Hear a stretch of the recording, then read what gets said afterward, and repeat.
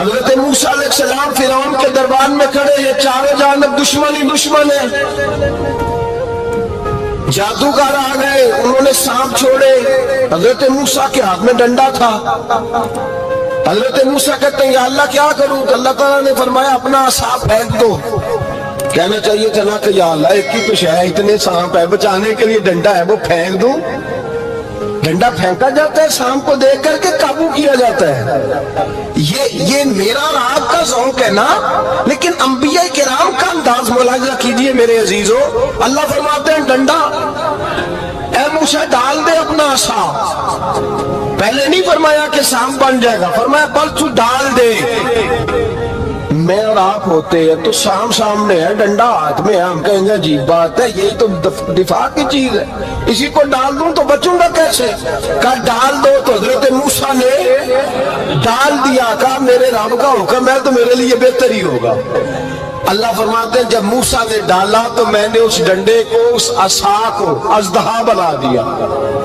اب کبھی عصا بھی اژدہا بنے، کبھی چھڑی بھی بہت بڑا اژدہا بنی ہے، لیکن قرآن کہتا ہے جناب موسیٰ نے ڈالا تو اللہ نے اژدہا، بلکہ اسے پیچھے چلیے، عورتیں کمزور یقین کی ہوتی ہیں نا۔ جناب موسیٰ پیدا ہوئے تو اللہ فرماتے ہیں میں نے موسیٰ کی ماں کے دل میں بات ڈالی، ماں کے دل میں صندوق میں ڈال کے تو اس کو دریا میں بہا دے۔ فرعون کو اس نے وہ خواب دیکھ لیا تھا کہ ایک ستارہ اٹھے گا اور پھر وہ گرے گا تو میری ساری سلطنت کو تباہ کر دے گا۔ نجومیوں سے اس نے پوچھ لیا، اس نے کہا کہ ایک بچہ پیدا ہوگا جو تیری سلطنت کو تباہ کرے گا۔ چاہیے تو یہ تھا کہ وہ توبہ کرتا، لیکن اس نے کیا کیا کہ اس نے بچوں کو قتل کرانا شروع کیا۔ یُسَبِّحُونَ أَبْنَاءَكُمْ، ذبح کرا دیتا تھا تمہارے بیٹوں، اور بچیوں کو وہ زندہ رکھتا تھا۔ تو حضرت موسیٰ جب پیدا ہوئے تو ان کی والدہ نے پتہ کیا کیا، ان کو ایک صندوق میں بند کر کے دریا میں بہا دیا۔ اب دریا میں بہتے جا رہے ہیں تو ماں تھی تو پریشان بھی ہو گئی، ان کی ہمشیرہ کو کہنے لگی ذرا دھیان رکھنا کدھر جاتے ہیں۔ حضرت موسیٰ علیہ السلام دریا میں بہتے بہتے نا، فرعون نے نا دریا کے کنارے مکان بنایا ہوا تھا۔ آپ کو پتا ہے بادشاہوں کا ذوق ہوتا ہے، آج کل ہمارے جو حکمران ہیں انہوں نے اس کا نام فارم ہاؤس رکھا ہوا ہے، میرا فارم ہاؤس، اور پرانے زمانے میں لوگ ڈیرا کہتے تھے۔ تو اس نے بھی اس طرح کا فارم ہاؤس بنایا ہوا تھا۔ وہاں پہ حضرت موسیٰ علیہ السلام تیرتے ہوئے تابوت کے اندر، صندوق کے اندر جا رہے ہیں۔ فرعون اور ان کی بیوی حضرت آسیہ بے اولاد تھی، بڑی تڑپ تھی بیٹے کی، وہ بھی وہاں کھڑی تھی۔ صندوق تیرتا ہوا آیا تو فرعون نے کہا کہ جاؤ پکڑ کے لاؤ دیکھو کیا ہے۔ جب وہ لے کے آئے نا تو آپ کی ہمشیرہ جو نگرانی کر رہی تھی پریشان ہو گئی کہ یہ تو اس کے ہاتھ لگ گئے، یہ تو اب مار ڈالے گا۔ لیکن جب خوبصورت اور چمکتا ہوا بچہ دیکھا تو بی بی آسیہ کہنے لگی یہ بنی اسرائیل کا ہے ہی نہیں، یہ تو پتہ نہیں کہاں سے بہتا ہوا یہاں آ گیا ہے، تم ایسے ہی چھوڑ، یہ پتہ نہیں کہاں سے ہے، رکھ نہ لیں، رکھ نہ لیں۔ تو حضرت موسیٰ علیہ السلام وہ کہنے لگا نہیں انہی کے ہیں، موسیٰ علیہ السلام اسی کے ہیں۔ تو آسیہ کہنے لگی تیرے تو سر پہ نا بس بھوت ہی سوار ہو گیا، ہر وقت وہی لوگ تجھے یاد رہتے ہیں، پتہ نہیں کہاں سے بہ کے آیا۔ اب رکھ لیا، مان گیا فرعون۔ آپ فرعون کے گھر میں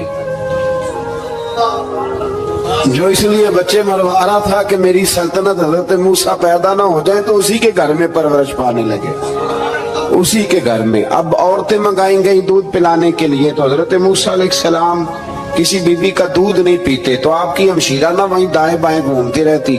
تو کہنے لگی جناب آسیہ سے کہ میں ایک بی بی کو جانتی ہوں، بڑی صاف ستھری ہے، مجھے امید ہے یہ بچہ اس کا دودھ پیے گا۔ تو فرعون کہنے لگا دوڑ کے لا، تو وہ اپنی والدہ کو لے کے آئیں تو حضرت موسیٰ نے فوراً دودھ پینا شروع کر دیا۔ فرعون کو پھر تھوڑا شک ہوا۔ ایک روایت یوں بھی لکھی ہے بعض لوگوں نے کہ فرعون ایک دن اٹھایا ہوا تھا حضرت موسیٰ کی ابھی تھوڑی سی عمر تھی، تو آپ نے اس کی داڑھی پکڑ کے تو ایک گھونسا دے مارا۔ جلالیں تو شروع سے ہے نا، تو کہنے لگا آسیہ تو مان نہ مان یہ بچہ وہی ہے. تو حضرت بی بی آسیہ کہنے لگی کہ تجھے غلط فہمی ہے، یہ وہ نہیں ہے. اس نے کہا دیکھو نا، یہ تو اٹھاتی ہے تو پیار کرتا ہے، اور میرے جب قریب آتا ہے تو اس کی لب و لہجے میں تلخی محسوس کرتا ہوں. اس نے کہا بچوں کو کیا پتا. خیر، ایک طرف اس نے کھانے پینے کی چیزیں رکھ دی، ایک طرف انگارے رکھ دیے. وہ بھی حضرت آسیہ کہتی ہیں کہ تجھے سمجھ آئے بچے بچے ہوتے. حضرت موسیٰ بچے تو تھے، پر تھے تو اللہ کے نبی نا، اللہ کے نبی تھے. جب اس نے کہا نا یہ بچے ہیں، تو حضرت موسیٰ علیہ السلام بجائے انگاروں کی طرف جانے کے نبی تھے، وہ سیدھے کھانے پینے والی چیزوں کی طرف بڑھنے لگے. فرعون کہنے لگا اب بتا. اللہ تعالیٰ نے حضرت جبریل کو بھیجا. انہوں نے کہا ادھر نہیں جانا، آپ ادھر جائیے. تو آپ آگ کی طرف گئے اور ایک کوئلہ اٹھا کے زبان پہ رکھ لیا. تو آسیہ کہنے لگی سمجھ آئی، بچے کو کیا پتا کدھر جانا ہے کدھر نہیں جانا. اگر وہ اتنا ہی خیال ہوتا، وہی بچہ ہوتا تو آگ. اور بعد مفسرین نے لکھا ہے یہ جو حضرت موسیٰ دعا مانگتے تھے نا، رب اشرح لی صدری ویسر لی امری، یہ وہ آگ کا انگارہ جب کوئلہ منہ میں رکھا تھا نا، تو اس کی وجہ سے زبان میں کچھ لکنت آ گئی. تو آپ دعا کرتے تھے کہ یا اللہ میری زبان کی وہ بند گرا کھول دے، تاکہ میں کھل کے فرعون کے سامنے بات کر سکوں. وہی حضرت موسیٰ پلنے لگے، وہیں پلے، وہیں جوان ہوئے، وہیں اللہ نے ساری دولتیں دی. بہن بھی ملی، ماں بھی ملی، اور سارے عزیزوں کا پیار بھی ملا. اسی گھر کے اندر اللہ نے پرورش کر کے فرعون کے ظلم سے بنی اسرائیل کو نجات عطا فرمائی. کہ موسیٰ پھر فرعون کے گھر میں پلنے لگے، اور جب جوان ہو گئے تو فرعون کے ہاں جو ظلم ہوتا تھا حضرت موسیٰ اس پر بول پڑتے تھے، جلال فرماتے. تو فرعون پھر ناراض رہنے لگا، یہاں تک کہ اس نے آپ کو نکال دیا، آپ تشریف لے گئے وہاں سے. تو حضرت موسیٰ ایک دن شام کے وقت دوبارہ آئے بستی میں، لوگ سوئے ہوئے تھے. تو دو آدمی، ایک بنی اسرائیل میں سے اور ایک فرعون کی اپنی قوم میں سے، وہ دونوں آپس میں جھگڑ رہے تھے. لیکن وہ جو حضرت موسیٰ کی بنی اسرائیل کی قوم کا شخص تھا، اس پر وہ قبطی، وہ جو فرعون کے قریبی لوگوں میں سے تھا، وہ ظلم کر رہا تھا اور بوجھ اٹھانے کی بات کر رہا تھا. اب اس نے حضرت موسیٰ کو پکارا کہ یہ دیکھے میرے ساتھ کس طرح کی بات کر رہا ہے. تو حضرت موسیٰ کا ارادہ بھی نہیں تھا، آپ نے بس اس کو سمجھایا، پر کچھ لوگوں کو سمجھ. تو حضرت موسیٰ نے پھر ایک مکہ مارا، ایک گھونسا مارا، صرف ایک ہی. یہ کئی تگڑے اور دلیر اس طرح کے بھی ہوتے ہیں کہ گھونسا ایک بھی برداشت نہیں کرتے. وہ ایک مارا، آدمی دھڑام سے زمین پہ گرا اور ماری گیا. حضرت موسیٰ کا ارادہ نہیں تھا لیکن وہ مر گیا. حضرت موسیٰ علیہ السلام نے اس بات پر اپنے رب سے استغفار بھی فرمائی. قرآن کہتا ہے کہ انہوں نے معافی چاہی کہ اللہ میرا ارادہ نہیں تھا. بہرحال اگلے دن نا حضرت موسیٰ دوبارہ آئے. وہ سنا کرتے تھے نا ہم کہ بے وقوف دوست سے عقل مند دشمن بہتر ہوتا ہے. وہ کم از کم دشمنی تو عقل مندی سے کرتا ہے نا، لیکن جو بے وقوف دوست ہو بے وقوف. حضرت موسیٰ دوبارہ آئے تو وہ بنی اسرائیلی اگلے دن کسی اور سے جھگڑا کر رہا تھا. پھر اس نے مدد کے لیے پکارا تو حضرت موسیٰ کہنے لگے مجھے لگتا یہ ہے کہ تیری عادت ہے، تو خود بڑا جھگڑالو ہے، تو نے روز نیا جھگڑا شروع کیا ہوتا ہے. حضرت موسیٰ جب اس کی طرف بڑھے نہ ڈانٹنے کے لیے تو اس نے شور کرنا شروع کر دیا. کہنے لگتا ہے جس طرح آپ نے اسے کل قتل کیا تھا مجھے بھی قتل ہی کریں گے. یہ انسانوں کا مزاج ہے کہ آپ جب تک کسی کے طبیعت کے مطابق چلیں گے وہ راضی رہتا ہے، اور ذرا آپ اس کی طبیعت سے ہٹتے ہیں تو وہ شور کرتا ہے. اس نے کہا جی آپ مجھے بھی لگتا ہے ماریں گے. حضرت موسیٰ کلیم اللہ علی نبینا علیہ السلام کے بارے میں جب اس نے شور کیا تو بات پھر فرعون کے دربار تک گئی. وہ تو پہلے ہی بہانہ تلاش کر رہا تھا. اس نے کہا ڈھونڈو پکڑو اور معاذ اللہ شہید کریں گے. کسی نے آ کے خبر دی کہ آپ یہاں سے ہجرت کر جائیں، اس لیے کہ آپ کے لیے یہاں حالات درست. اور بھائی یہ چھوڑ دیا کریں بات کہ فلاں آدمی کے حق میں فلاں جگہ حالات کیسے خراب ہوئے تو نبی کریم علیہ السلام مکہ چھوڑ کے کیوں آئے؟ حضرت موسیٰ علیہ السلام نے ہجرت کیوں فرمائی؟ یہ ایک ایسی عجیب بحث ہے جس کو لوگ بلا وجہ چھوڑ دیتے، بلا وجہ چھیڑ دیتے ہیں۔ اور بالخصوص کہ خاتون نے ایک دفعہ مجھے پیغام دیا تو میں بڑی اس کی بات سن کے مجھے عجیب لگا۔ وہ کہنے لگی کہ دوسری جگہ میری شادی ہوئی ہے، مجھے طلاق ہو گئی تھی، تو مجھے ایک تانا روز سننے کو ملتا ہے تو اتنی اچھی ہوتی تو وہاں نہ رہ لیتی۔ تو بھئی یہ بتانے والی بات ہے، کوئی ضروری ہے کہ بیوی غلط ہوتی ہے تو طلاق ہوتی ہے؟ اللہ کے محبوب علیہ السلام کی 2 صاحبزادیوں کو ابو لہب کے 2 بیٹوں نے طلاق بھیج دی تھی، کس کی غلطی تھی؟ تو آپ کیا کہہ سکتے ہیں یہاں کیوں طلاق؟ تو اتنی جلدی بات تھوڑی کر دیں گے آپ، تھوڑی احتیاط فرمائیں بولنے میں۔ تو حضرت موسیٰ علیہ السلام وہاں سے نکلے اور آپ مدین کی طرف چلے گئے۔ مدین وہ علاقہ تھا جہاں فرعون کی حکومت کوئی نہیں تھی۔ حضرت موسیٰ جیسے ہی وہاں پہنچے تو ان کے اندر ایک جذبہ تھا، وہ ظلم ہوتا نہیں دیکھ سکتے۔ جب وہاں پہنچے تو انہوں نے دیکھا لوگ اپنے اپنے جانوروں کو گھاٹ پہ پانی پلا رہے ہیں اور 2 خواتین ہیں وہ بالکل پیچھے کھڑی ہیں۔ تو حضرت موسیٰ کلیم آگے بڑھ کے کہنے لگے تم کیوں نہیں پانی پلاتی؟ تو وہ کہنے لگی ہمارا بھائی کوئی نہیں، باپ ہمارا بوڑھا ہے۔ اللہ اکبر۔ مجبوری یہ ہے، ہم ہیں بھی پردہ دار گھرانے کی، مجبوری ہماری یہ ہے کہ جب تک یہ سارے لوگ پانی پلا نہیں لیں گے اتنی دیر تک ہماری باری نہیں آئے گی۔ تو حضرت موسیٰ کلیم اللہ علیہ السلام فرمانے لگے اچھا یہ بات ہے تو جانور مجھے دو۔ وہ ہو یہ رہا تھا کہ چونکہ مرد پانی پلا رہے تھے اور جتنے بھی مرد آتے جاتے تھے وہ گھستے جاتے تھے، وہ گھستے جاتے تھے اور عورتیں بیچاری کھڑی تھی۔ حضرت موسیٰ جھٹ سے آگے بڑھے، پیچھے ہٹو۔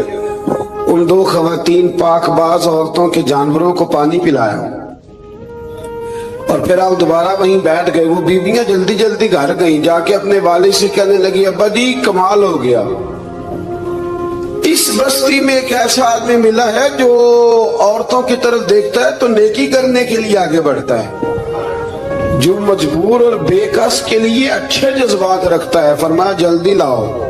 کچھ مفسرین اور طرف بھی گئے ہیں لیکن جمہور نے لکھا ہے کہ وہ حضرت شعیب علیہ السلام تھے۔ حضرت شعیب نے گھر بلایا، اپنی ایک بیٹی کو بھیجا، فرمایا بیٹے بلا کے لاؤ۔ وہ جب گھر آئے تو آپ فرمانے لگے آپ میرے ساتھ اجرت طے کر لیں، 8 سال یا 10 سال آپ میری بکریوں کو چرائیں، میرے گھر میں رہیں۔ اور پھر فوراً ہی فرمانے لگے اگر آپ ہمارے گھر میں رہیں گے دیکھ بھال کریں گے تو میں اپنی ایک بیٹی کا نکاح بھی آپ کے ساتھ کر دوں۔ تو 8 سے 10 سال حضرت موسیٰ نے وہاں قیام فرمایا۔ اور پھر جب آپ کا نکاح ہو گیا تو آپ اپنی بیوی کو لے کے مصر کی جانب جا رہے تھے، تو رستے میں نا ٹھنڈ زیادہ ہو گئی تو اپنی زوجہ سے کہنے لگے وہاں آگ جل رہی ہے، میں تیرے لیے آگ لے کے آتا ہوں تاکہ تو تاپ سکے، گرمی حاصل کر سکے۔ وہاں گئے تو درخت سے آواز آئی موسیٰ میں تیرا رب ہوں، درخت سے آواز آئی موسیٰ میں تیرا رب ہوں۔ اور حضرت موسیٰ کلیم اللہ کو وہاں وحی آنی شروع ہوئی، وہاں وہی اللہ تعالیٰ نے انہیں وہ عصا عطا فرمایا جو پھر بعد میں اژدہا بنتا تھا۔ رب کریم نے وہیں حضرت موسیٰ کلیم کو وہیں ید بیضا عطا فرمایا، اپنا ہاتھ گریبان میں ڈال کے نکالتے تھے تو چاند اور سورج کی طرح روشنی دیا کرتا۔ ید بیضا لیے بیٹھے ہیں اپنی۔ میں کبھی کبھی کہا کرتا ہوں کہ مولا کے دینے کے انداز بڑے انوکھے ہیں۔ بھائی یوسف کو کنویں میں پھینکتے تو اللہ مصر کا حکمران بنا دیتا۔ تو پھر حضرت موسیٰ وہاں سے واپس آئے اور آ کر کے آپ نے دوبارہ وہ سارا نظام زندگی شروع فرمایا۔ موسیٰ علیہ السلام نے ان کو دعوت حق دی اور کہا کہ میں تمہارے پاس واضح نشانیاں لایا ہوں، بنی اسرائیل کو میرے ساتھ بھیج دو۔ فرعون نے معجزات پیش کرنے کے لیے کہا تو حضرت موسیٰ علیہ السلام نے اپنا عصا زمین پہ ڈالا، اپنا عصا، اپنی چھڑی، اپنا ڈنڈا زمین پہ ڈالا تو وہ ایک واضح اژدہا بن گیا۔ پھر حضرت سیدنا موسیٰ علیہ السلام نے اپنا ہاتھ گریبان سے نکالا تو وہ دیکھنے والوں کے لیے روشن ہو گیا، ہاتھ کے اندر نور پیدا ہو گیا۔ ید بیضا لیے بیٹھے ہیں اپنی آستینوں میں۔ فرعون کے سرداروں نے حق کو قبول کرنے کی بجائے اسے جادو قرار دے دیا اور کہا کہ یہ تمہیں اپنے ملک سے نکالنا چاہتا ہے۔ انہوں نے کہا اس معاملے کو ذرا ڈھیل دو اور جادوگروں کو جمع کرو۔ جادوگر آئے، انہوں نے فرعون سے کہا کہ ہم حضرت موسیٰ کے مقابلے میں جادو تو دکھائیں گے معاذ اللہ، لیکن اگر ہم غالب آ گئے تو پھر ہمارا انعام کیا ہوگا؟ سودا پہلے طے کرنا ہے، کیا انعام ملے گا؟ اس نے کہا کہ اگر تم غالب آ گئے تو میں تمہیں اپنا قریبی بنا لوں گا۔ بادشاہوں کا قریبی ہونا بھی تو بڑی بات ہے نا، لوگ بڑے پاپڑ بیلتے ہیں قریبی ہونے کے لیے، اور یہ جو قریبی ہوتے ہیں نا، بالخصوص جو بادشاہوں کے قریبی ہوتے ہیں، بادشاہوں کی تباہی کا سبب بھی یہی لوگ ہی بنتے ہیں۔ یہ ان کو روز خبر دیتے ہیں کہ سب اچھا ہے، سب اچھا ہے، اور دنیا کے زیادہ تر حکمران انہی لوگوں کی وجہ سے تباہ ہوتے ہیں، چونکہ ان کا خود عوام سے رابطہ نہیں رہتا۔ اگر وہ خود عوام کے ساتھ ڈائریکٹ رابطہ کریں تو شاید انہیں اچھی اور صاف ستھری چیزیں سمجھنے کو مل جائیں۔ خیر، جادوگروں نے جب کہا ہمیں کیا دو گے تو اس نے کہا تمہیں قریبی بنا لوں گا۔ جادوگروں نے موسیٰ علیہ السلام سے کہا کہ آپ پہل کریں گے یا ہم پہل کریں؟ تو موسیٰ علیہ السلام نے کہا تم پہل کرو۔ جب جادوگروں نے اپنی رسیاں زمین پہ ڈالیں تو لوگوں کی نگاہوں کو سحر زدہ کر دیا، جادو کر دیا اور انہیں ڈروا دیا۔ انہوں نے کہا یہ تو بڑا جادو لے آئے۔ اللہ تعالیٰ نے حضرت موسیٰ علیہ السلام کو حکم دیا کہ آپ بھی اپنا عصا زمین پہ ڈالیں۔ ان کی رسیاں سانپ بن گئی تھی نا، دراصل وہ سانپ بنی نہیں تھی، لوگوں کی آنکھوں پر جادو ہو گیا تھا، انہیں سانپ نظر آ رہا تھا۔ فرمایا آپ بھی اپنا عصا زمین پہ ڈالیں۔ وہ عصا سانپ بنا اور جادوگروں کی ساری چیزوں کو نگل ہی گیا۔ ان کی بہت ساری رسیاں سانپ بنی تھی، ان کا ایک ہی عصا سانپ بنا اور سب کو نگل گیا۔ اس طرح کے معجزے کی حقانیت اور جادوگروں کا بطلان ثابت ہوا اور فرعونی رسوا ہو گئے۔ جادوگر سجدے میں گر گئے اور اللہ پر ایمان لے آئے۔ فرعون نے انہیں دھمکی دی کہ تم میری اجازت کے بغیر ایمان لے آئے ہو، میں تمہارے ہاتھ اور پاؤں مخالف سمت سے کاٹ دوں گا، یعنی الٹا ہاتھ کاٹ دوں گا، سیدھا پیر کاٹ دوں گا، میری بغیر اجازت ایمان لے آئے ہو، اور تمہیں سولی پہ بھی چڑھوا دوں گا۔ انہوں نے کہا کہ ایمان لانے کی پاداش میں تم ہمیں سزا دینا چاہتے ہو؟ پھر انہوں نے اللہ تعالیٰ سے صبر اور استقامت کی دعا کی۔ اس کے بعد فرعون نے بنی اسرائیل کے بیٹوں کو قتل کرنے کی اور بیٹیوں کو زندہ چھوڑنے کا حکم دے دیا۔ موسیٰ علیہ السلام نے قوم کو صبر کی تلقین کی اور کہا کہ نیک انجام اہل تقوی کے لیے۔ یہاں ایک لطیف بات ہمارے صوفیاء نے بھی لکھی ہے۔ صوفیاء کہتے ہیں کہ فرعون نے کلمہ نہیں پڑھا پر جادوگر کلمہ پڑھ گئے۔ وہ کس طرح کلمہ پڑھ گئے؟ تو کہنے لگے دراصل انہوں نے آتے ہی حضرت موسیٰ کا ادب بڑا کیا تھا۔ جادوگر حضرت موسیٰ کے مقابلے میں آ کے بھی ان سے کہتے ہیں کہ رسیاں آپ پہلے ڈالیں گے کہ ہم ڈالیں؟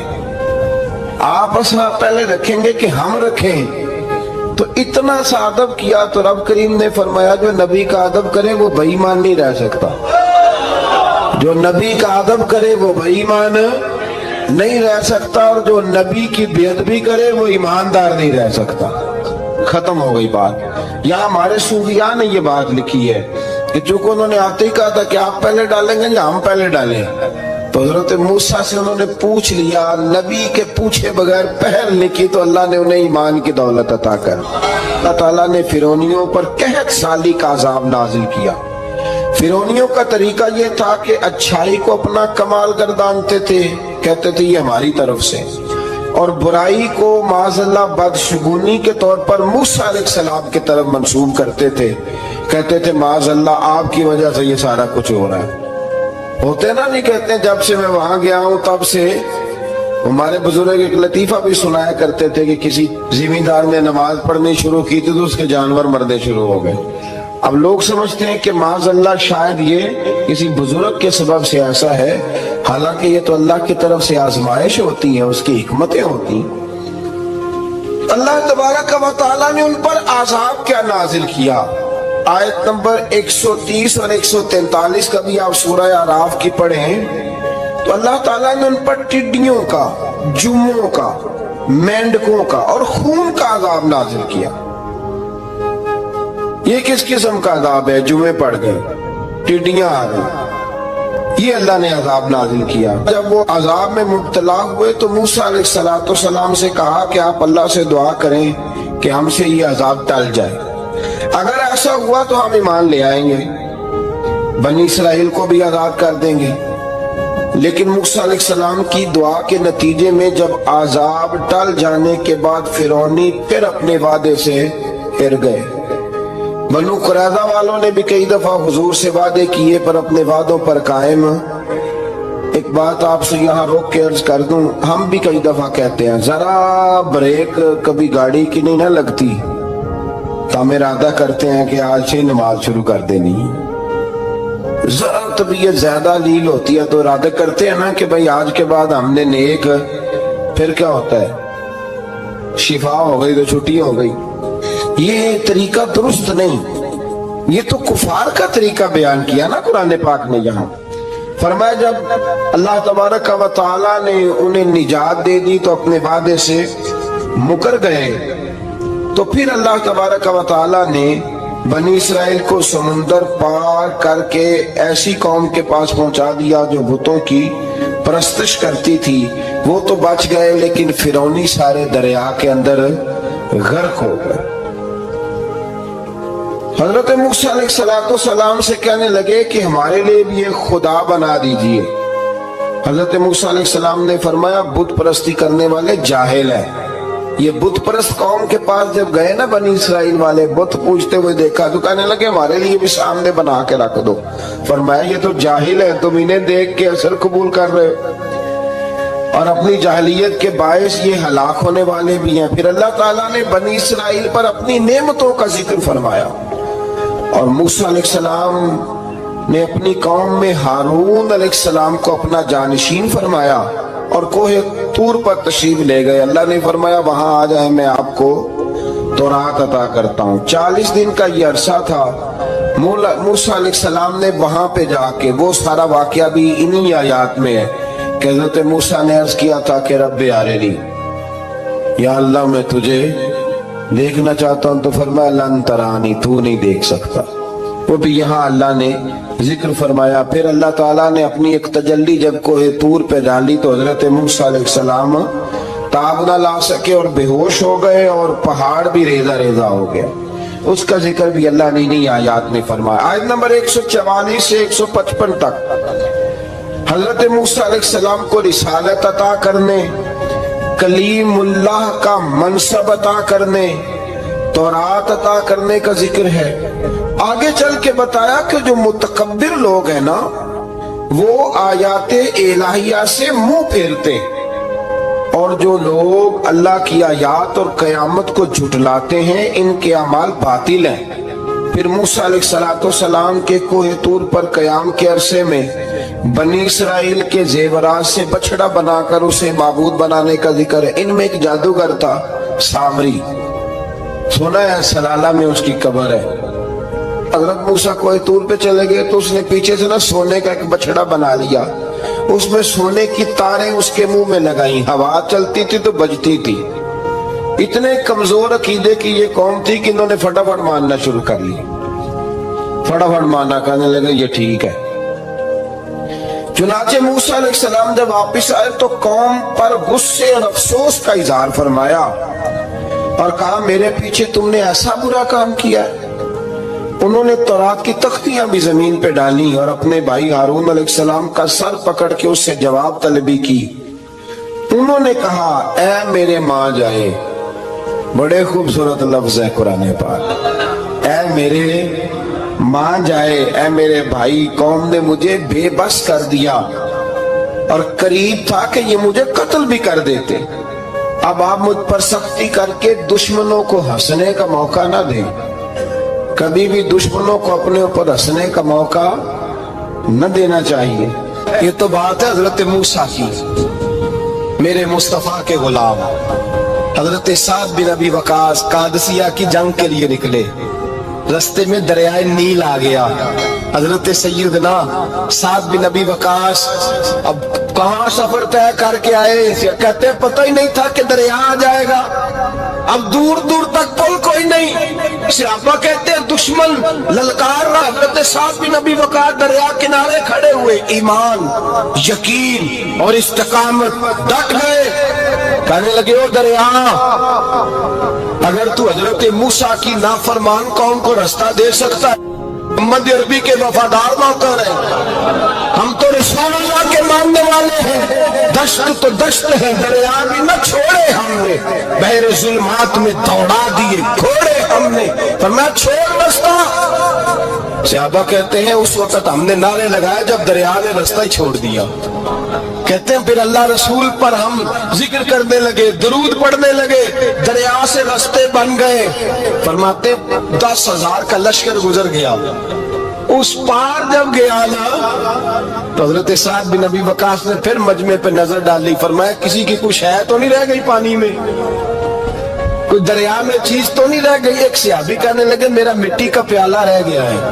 यार जरा देखिए, अंदाज देखिए, मिट्टी का प्याला। और यार छोड़ पड़ा, मिट्टी का प्याला क्या होता है? अब तू मिट्टी के प्याले की बात करेगा, छोड़ दे, क्या करता है? उसने कहा प्याला मेरा रह गया है। तो हजरत साद बिन अबी वकास कहने लगे क्यों हमारा प्याला रह जाए, हम रसूलुल्लाह के नौकर हैं। ईमान, यकीन और इस्तिकामत की दौलत। फिर दरिया की तरफ देखा, कहने लगे चल यार हमारा प्याला भी वापस कर दे। सहाबा कहते हैं दरिया की लहर आई और प्याला भी वापस कर दे। और मेरे भाई जब ईमान की दौलत, यकीन की दौलत, एतमाद की दौलत, जो बाबा कहता है ना कि माज अल्लाह ताला उल्लू का खून ले आओ और शेर की खलड़ी ले आओ, मैं काला पीला नीला जादू करूंगा, उस पर लोग दौड़ कर जाते हैं, 50-60 हजार रुपया भी दे आते दौड़ के। और अगर कहा जाए कि मस्जिद आओ 4 रकात नमाज पढ़ो, हाजिरी दो मस्जिद की, तो कहते हैं मार्फत वाले हैं। मार्फत वाले नमाज ही नहीं पढ़ते, वो कौन सी मार्फत है? यहाँ अल्लाह की बारगाह में झुकने का, चूंकि ये लेट है ना, ये पता नहीं जन्नत में जाके मिलेगा, कब मिलेगा, माज़ अल्लाह। लोग दुनियादारी के मामले में पिस जाते हैं। हुक्मरान ने वादा कर दिया है सड़कें पक्की हो जाएंगी, खुशहाली हो जाएगी, मौजें लग जाएंगी, लोग लाइनों में खड़े हैं वोट देने के लिए। और तेरे रब ने कहा है तू मुझसे डर जा, मैं तेरी दुनिया भी अच्छी कर दूंगा, आखिरत भी अच्छी कर दूंगा, तू इधर आ मेरी बारगाह में झुक। लोग एतमाद और यकीन को हम परस्ती का शिकार है, हम लोग वहम का शिकार, हम लोग बदशगुनी, ऐसे हो जाएगा वैसे हो जाएगा, हम इन चीजों का शिकार। भाई एतमाद की दौलत पैदा करें, यकीन अपने अंदर पैदा करें, ईमान पैदा करें, डट जाए रब रसूल का नाम लेकर। हजरत उमर का जमाना था, मिस्र फतह हो गया, हजरत अमर बिन आस गवर्नर बने। रिवाज ये था मिस्र के अंदर के एक दरिया चलता था, दरियाए नील, और सारे मिस्र का इन्हिसार उसी दरिया पे था। फसलों को पानी भी लगता उसी से, जानवर भी उसी से पानी पीते, खेतियां भी उसी से सैराब होती। साल के बाद वो दरिया खुश्क हो जाता, साल के बाद वो दरिया खुश्क होता, और जब खुश्क होता ना तो एक कवारी लड़की कत्ल करके दरिया में डालते, फिर वो दरिया चलता। आज भी बहुत सारी जगहों पे ओहाम परस्ती है, कहते हमारे आस्थाने का तरीका है। मैंने कहा आस्थाने का, उस आस्थाने का तरीका होता है जिस आस्थाने का ताल्लुक दरे मुस्तफा से होता है। बाकी किसी आस्थाने का अपना कोई जाती तरीका नहीं। तरीका वो जो मेरे नबी पाक का तरीका है, उससे हटकर कौन सा तरीका है? हमारे आस्थाने का तरीका है, हमारी ये रस्म है, हमारा ये रिवाज है, उठा के भाग जाओ रस्म रिवाज। हमारे रस्म रिवाज रसूलुल्लाह की सुन्नत के पाबंद है। सारे बोलिए सल्लल्लाहु, फिर एक दफा पढ़िए दुरूद शरीफ सल्लल्लाहु, 3 दफा कर ले ताकि ताक अदाद हो जाए। सल्लल्लाहु अलैहि, नबी पाक सल्लल्लाहु अलैहि वसल्लम का तरीका असल तरीका है। हजरत उमर फारूक को जनाब अमर बिन आस, और कहते हैं कि पक्का तरीका ये था कि जब तक लड़की कत्ल करके डालते नहीं थे दरिया चलता नहीं था। हजरत उमर को खत लिखा, हुजूर یہ معاملہ ہے. اور لوگ مجھے یہی کہتے ہیں, میں نے لوگوں کو سمجھایا ہے کہ اسلام ظلم کا حکم نہیں دیتا, ظلم کی اجازت نہیں دیتا, کیسے لڑکی قتل کی جائے.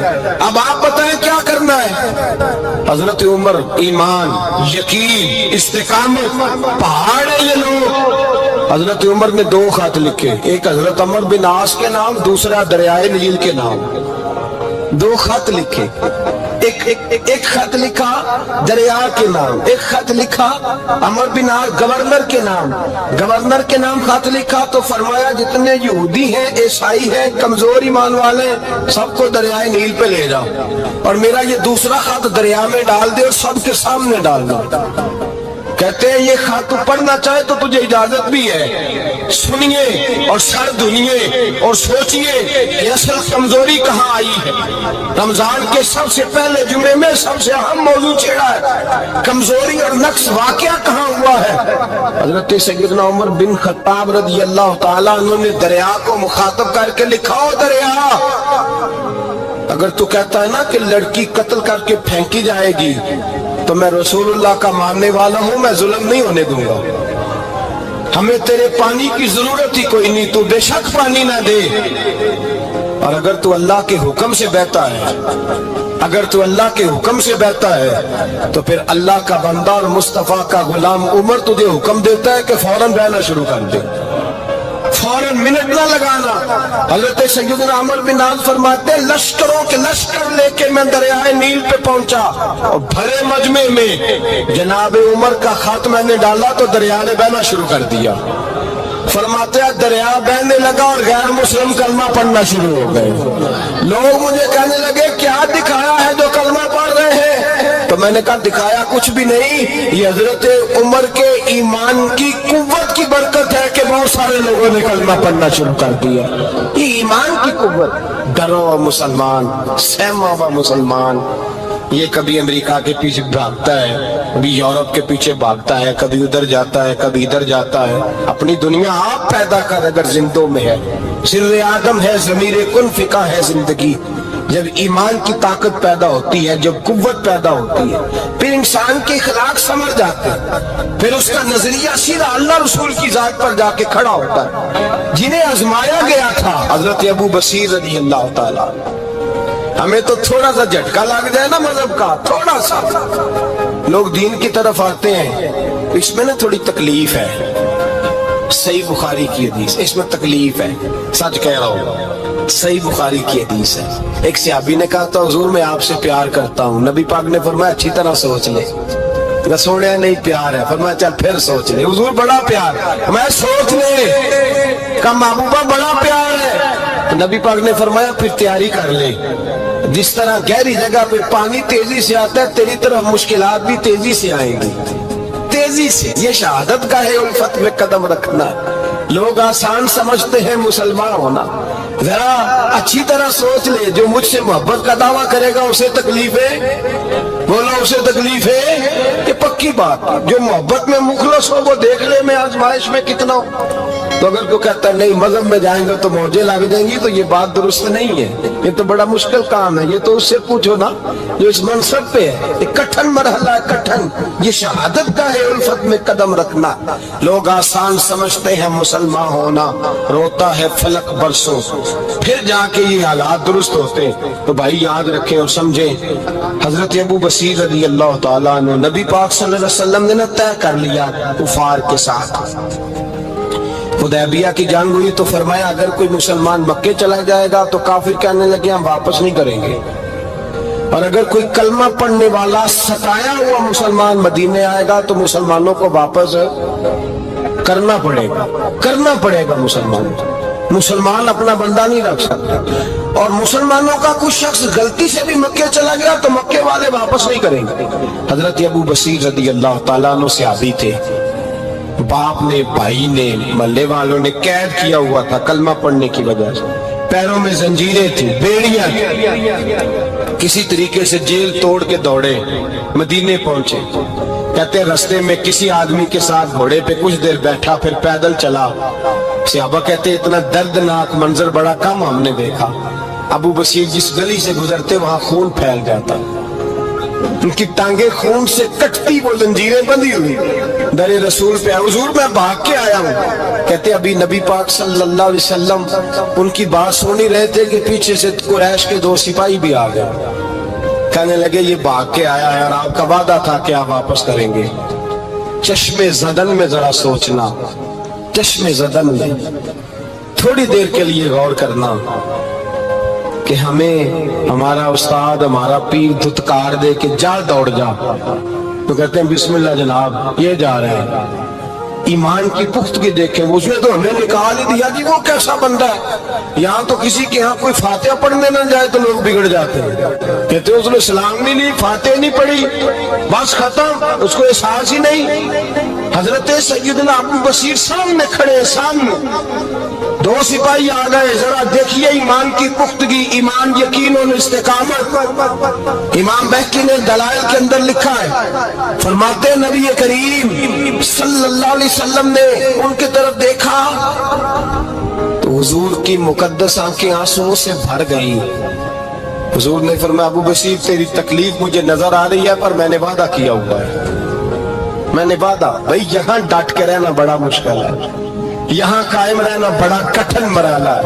यहाँ आजमाइश के मौके पर दीन पर उन्होंने तो रखा ही नहीं, लोग ताने देते हैं, बातें करते, रखा ही नहीं, तू फिर उनका बनता है। हुजूर ने फरमाया तुझे जाना पड़ेगा। सहाबा कहते हैं पूरे मदीने में ऐसे था जैसे शोक का समा हो। जब वो 2 सिपाही हजरत अबू बसीर को पकड़ के ले जा रहे थे तो वो पलट पलट के पीछे देखते थे, पलट पलट, पैरों में खून है, आंखें आंसुओं से भरी हुई। फरमाते हैं जब वो पलट रहे थे तो मदीने की गलियां भी रो रही थी। मेरे नबी पाक जब वो आंखों से ओझल हो गए तो हुजूर बैठ गए जमीन पे। नबी पाक ने रोना शुरू कर दिया। पर मैं अल्लाह तूने इस शख्स की मदद फरमानी है, इस पर करम करना है, अल्लाह इसका ख्याल फरमाना। उसके लिए दुआ की, हुजूर रोए। हजरत अबू बसीर बाहर निकले तो वो जो काफर थे ना वो कहने लगे तू बड़ा बनता था उनका, उन्होंने तुझे रखा नहीं, तुझे रखा भी नहीं। तो हजरत अबू बसीर ने थप्पड़ मारा मुंह पे, कहने लगे मैं वो नहीं जो थोड़ी सी बात से बदल जाऊं। ईमान, यकीन और इस्तिकामत की दौलत मिली हुई है। आप फरमाने लगे मेरा तो ईमान और पुख्ता हो गया है कि मेरा नबी अपने वादों का बड़ा पाबंद है, मेरा रसूल अपने वादों का बड़ा पाबंद है। हजरत अबू बसीर कहते हैं मदीने की सरहद गुजर गई तो मैंने खींची तलवार, उनमें से एक सिपाही अब आओ मेरे मुकाबले में जिसने आना। एक को मारा, दूसरा भाग गया। फरमाते अब मैं मक्के जा नहीं सकता था, जाऊंगा तो वो ज्यादा मारेंगे। मदीने हुजूर ने कबूल ना फरमाया। फरमाते एक जंगल में जाके अल-ईस नाम की एक बस्ती थी, वहां डेरा लगा लिया। दरिया के किनारे पानी पी लेता, पत्ते खा लेता, तन तंदूर हड्डां दा बालन ते असी हवा नाल तपाया। कप कप मुखियां पेड़े कीते ते उत्तों सबर पलेथन लाया। तन दी हांडी ते मन दा सालन उत्ते लून सबर दा पाया। गुलाम फरीदा वे मैं सारी तेरी, गुलाम फरीदा वे मैं सारी तेरी, तेनू वजह यकीन नहीं आया। फरमाते सालों पत्ते खाए, अब जो भी बाहर से तंग होता वो मेरे पास आके पना लेता। जिसको मक्के वाले मारते मेरे पास आ, कहते ताने देने वाले आके कहते हो तुम किस तरह के नौकर हो, तुम्हें तो उन्होंने रखा ही नहीं। हमने कहा चुप कर जा, वो हमारे आका है, वो हमारे आका है, रखे तब भी ठीक है, ना रखे अल्लाह अकबर। ईमान देखो, कुव्वत देखो, ਜਿਹੜੀਆਂ ਖਸਮਾਂ ਦੀ ਵਿੱਚ ਰਜ਼ਾ ਵਸਣ ਭਾਗ ਜਾਗ ਜਾਂਦੇ ਉਹਨਾਂ ਗੋਲੀਆਂ ਦੇ ਤੇ ਮੈਂ ਗੁੱਡੀ ਹੱਥ ਡੋਰ ਸੱਜਣ ਦੇ ਉਹ ਜਿੰਜ ਰੱਖੇ ਉਂਝ ਰਹਿਣਾ। ਵਾਜਬ ਨਹੀਂ ਜੇ ਵਿੱਚ ਸ਼ਰੀਅਤ ਮੰਦਾ ਖਸਮ ਨੂੰ ਕਹਿਣਾ। फरमाया बस ठीक है, जिस तरह हुजूर राजी वैसे ही हम राजी। हजरत अबू बसीर रदी अल्लाह तआला अन्हु के पास 300 सहाबा इकट्ठे हो गए, 300। हजरत अबू बसीर जब मदीने की सरहद से गुजर रहे थे ना तो नबी पाक ने एक आवाज दी थी। फरमाया अबू बसीर एक वक्त आएगा कि मेरा पैगाम तुझ तक पहुंचेगा, एक टाइम आएगा। हजरत अबू बसीर से जब कोई कहता ना कि जिंदा किस बात पे हो तो फरमाने लगे मुस्तफा के फरमान पे बड़ा यकीन है, बुलावा आएगा, मुझे बुलावा, मुझे यकीन है कि मुझे बुलावा, बड़ी उम्मीद है सरकार कदमों में बुलाएंगे। پر کرم کی جب نظر ہوگی مدینے، مجھے یقین ہے کہ مجھے بلاوا۔ حضرت ابو بصیر رضی اللہ تعالیٰ عنہ فرماتے ہیں کہ وقت گزرتا گیا، 300 لوگ اکٹھے ہو گئے۔ جب کوئی مسلمانوں کا قافلہ مکے کے پاس سے گزرتا تو مکے والے لوٹ لیتے تھے۔ حضور نے بھی اجازت دی مدینے والوں کو، اگر ان کا قافلہ کوئی آئے تمہیں بھی حملے کی اجازت ہے، کفر کا مال مال غنیمت ہے۔ حضرت ابو بصیر کہتے ہیں جب بھی ہمارے قریب سے وہ رستہ تھا شام کی طرف جانے کا، جب بھی کافر گزرتے ہم ان کے قافلے پکڑ لیتے، لوٹتے، ہم بھی ان کو اس طرح کی سزا دیتے جو مسلمانوں کو دیتے تھے۔ فرماتے ان کا جینا محال ہو گیا، ہاتھ باندھ کے نبی پاک کی بارگاہ میں گئے، کہنے لگے یہ شرک ختم فرما دیں اور آپ ان کو بلا لیں۔ حضرت ابو بصیر فرماتے ہیں میں بوڑھا آدمی تھا، دن بھر میں کام کرتا، محنت کرتا، اس علاقے میں کھیتی باڑی کرتا، جب رات ہوتی تو میں کسی پہاڑ کے ٹیلے پہ بیٹھتا اور مدینے کی جانب منہ کر لیتا اور میں انتظار کرتا بلاوا کب آئے گا، کب حضور کا پیغام آئے گا، میں انتظار کرتا۔ حضرت ابو بصیر رضی اللہ تعالیٰ عنہ بیمار ہو گئے، شدید بیمار، سخت بیمار تھے تو قریش نے شیخ ختم کی۔ حضرت ابو ہریرہ کہتے ہیں نبی پاک نے 2 صحابہ کو رکا دیا، فرمایا جاؤ اسے جا کے کہو آ جائے، اسے کہو آ جائے۔ صحابہ کہتے ہیں ہم پہنچے تو ان کا آخری وقت چل رہا تھا، آخری ہجکیاں تھیں، ایمان اور یقین دیکھو، آخری ہجکیاں۔ لوگ کہتے ہیں ابو بصیر وقت آ گیا، وہ کہتے ہیں نہیں ابھی وقت نہیں آیا، وقت تب آئے گا جب نبی پاک کا بلاوا آئے گا۔ حضور کا وعدہ تھا وقت تب آئے گا جب میرے نبی کا بلاوا آئے گا، ابھی بلاوا نہیں آیا تو ابو بصیر کا وقت بھی نہیں آیا۔ صحابہ کہتے ہیں ہم نے جا کے رکا، تھمایا، اٹھنے کی بھی طاقت نہیں تھی۔ جب حضور کا رکا لیا نا تو دونوں یوں مٹھیاں بند کر لی، گویا جھوم جھوم کے نعرے لگانے لگے آؤ دیکھو میرے نبی کے وعدے کتنے سچے ہیں، آؤ دیکھو حضور کے وعدے، چومتے حضور کا نامہ، سر پہ رکھتے، سینے سے لگاتے اور کہتے ہیں پھر بلند آواز سے کلمہ پڑھنے لگے، کہنے لگے حضور میں حاضر ہوا، یا رسول اللہ میں آیا، کہتے بلند آواز سے کلمہ پڑھا اور ان کی روح پرواز کر گئی، ان کی روح پرواز کر گئی۔ نبی رحمت صلی اللہ علیہ وسلم کے غلاموں کا یقین، اعتماد اتنے اعلیٰ درجے کا، کمزور مسلمان، دائیں بائیں دیکھتا مسلمان، کفر کے وعدوں پر اعتبار کرتا، یہودی عیسائی اور سکھ کے وعدوں پر اعتبار کرتا، دنیا دار ٹھگ اور چور کے وعدوں پر اعتبار کرتا، یہ رب کریم کے وعدے پر اعتبار نہیں کرتا، یہ اللہ رسول کے ساتھ اپنی توجہ کو مبذول نہیں کرتا۔ میرے رسول کریم سید عالم صلی اللہ علیہ وسلم کے غلاموں نے اعتماد کر کے، یقین کر کے ہمیں بتلایا ہے کہ جب تیرے پاس یقین کی دولت ہوتی ہے پھر تو دنیا کا طاقتور آدمی ہوتا ہے، جب تیرے پاس ایمان کی قوت ہوتی ہے تو دنیا کا سب سے مضبوط شخص ہوتا ہے۔ اپنے آپ کو مضبوط کریں۔ حضرت موسیٰ کلیم اللہ علیہ السلام کا زمانہ مبارکہ تھا، قحط پڑ گیا، بارش نہیں ہوتی۔ ہم لوگ نا اب تو خیر ہمارے پاکستان میں تو ٹیبل ٹاک ہوتی ہے، ٹاک شو ہوتے ہیں، ہمارے ہاں تو پتہ کیا جاتا ہے کہ بارش ہو کیوں نہیں رہی، اور اس پہ یہ ہوتا ہے کہ دھواں بڑا چڑھ گیا ہے، حالات بڑے خراب ہیں، فلاں ایسے ہو گیا، قحط کا۔ اب تو اسباب تلاش کرتے رہتے ہیں نا جی، فوق بہت زیادہ ہے، فلاں چیز ایسے ہے، فلاں چیز ایسے، اب تو یہ تلاش کرتے رہتے۔ وہ لوگ یوں نہیں کرتے تھے، وہ سیدھے جا کے مصلوں پہ بیٹھتے تھے، اس لیے کہ وہ کہتے تھے جب رب چاہتا ہے تو پھر کوئی چیز کسی چیز کو روک سکتی، وہ سیدھے مصلے پہ بیٹھتے۔ اعلیٰ حضرت فاضل بریلوی رحمۃ اللہ علیہ کے پاس ایک مولانا محمد حسین آئے، وہ فلکیات کے بڑے ماہر تھے، تو اعلیٰ حضرت نے فرمایا ذرا ستاروں کا حساب لگا کے دکھاؤ بارش کب ہوگی۔ کہنے لگا پورا مہینہ تو نہیں ہوگی۔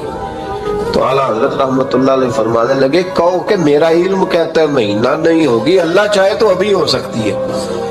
کہنے لگا جی وہ تو ٹھیک ہے پر میرا علم، وہ جیسے روز لوگوں نے پیر نیٹو سے شاہ صاحب نہیں کھولے ہوتے کہ بارش کب آئے گی، اور اس کی طرف نہ دیکھ، مصلے پہ بیٹھ، مہربانی کر مصلے پہ بیٹھ، اللہ کی بارگاہ میں حاضر ہو، اسے معافی مانگ، اسے منا تاکہ وہ رحمت کی بارش۔ کہنے لگا جی میرا علم کہتا ہے، تو اعلیٰ حضرت فرمانے لگے پھر وہی بات، تو کہہ اللہ چاہے تو بارش ابھی، لیکن یہ جو اڑ گئے ہیں نا بیچارے، یہ اڑ ہی گئے ہیں، یہ جہاں الجھ گئے ہیں وہاں یہ لوگ الجھ گیا. اللہ ہمیں الجھنے سے محفوظ فرمائے.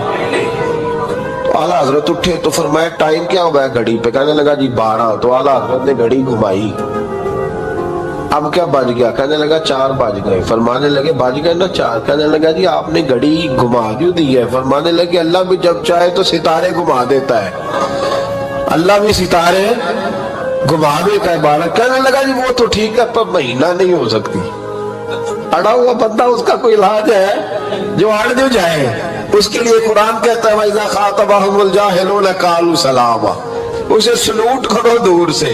اسے کو تو جان اور تیرا. کہنے لگا جی ہو نہیں سکتی پورا مہینہ. فرمانے لگے یار تو جا اپنا کام کر. وہ شخص کہتا ہے میں نے دروازہ کھولا اعلیٰ حضرت کا, کمرے سے باہر نکلا تو تیز بارش ہو رہی تھی. واپس آیا تو میں نے کہا احمد رضا یہ عقیدہ کہاں سے لیا ہے؟ فرمایا دروازہ مصطفیٰ سے لیا صلی اللہ علیہ وسلم. تو یاد رکھیں کہ اللہ کو منانا چاہیے, استغفار کرنا چاہیے, اس کی برکات. حضرت موسیٰ ساری قوم کو لے کے نکل گئے. آؤ بھائی میدان میں اللہ کی بارگاہ میں استغفار کریں اور بارش کا سوال کریں. بارش مانگے. جب باہر نکلے دیر تک دعائیں ہوتی رہی تو حضرت موسیٰ علیہ السلام کو رب کریم نے وحی فرمائی کہ موسیٰ آپ کی قوم میں نے ایک شخص ہے جس کو 40 سال ہو گئے نافرمانی کرتے. اس نے رب سے صلح نہیں کی. کتنے لوگ ہیں؟ ایک. اور 40 سال سے وہ نافرمان ہے. اس کو مجمع سے نکال دو بارش ہو جائے گی. اگر ایک گناہگار کی وجہ سے بارش رک جاتی ہے اور جہاں دروازے کھلے ہوئے ہوں, جہاں تنہائیاں خوفناک ہوں, اور جہاں تباہی اتری ہوئی ہو, اور جہاں لوگ کروڑوں روپیہ مال ہڑپ کر گئے ہوں, اور جہاں علماء کو ہاتھ کڑیاں لگا کے ٹھنڈی زمینوں پہ لٹا دیا جائے اور قوم کہہ رہی ہو اچھا ہوا اچھا ہوا, اور لوگ پھبتیاں اڑا رہے ہوں, مذاق کر رہے ہوں, تو پھر اس قوم پہ کس طرح کر کے فضل الہی. اور یہ مولوی کا معاملہ نہیں, یہ تو ممبر رسول کا معاملہ ہے. میرے مصطفیٰ نے یہ نہیں کہا پیر میرا وارث ہے. حضور نے فرمایا عالم میرے دین کے وارث ہے. ہاں حضور نے فرمایا جس نے عالم کے چہرے کا دیدار کیا سمجھے میں نے اپنے نبی کی زیارت کی ہے. لیکن یہاں تو خیریہ عنوان نہیں, ورنہ میں اس پر جاتا. تو کہا ایک بندہ ہے 40 سال سے اللہ کی نافرمانی کر رہا ہے, وہ اگر نکل جائے تو بارش ہو جائے گی.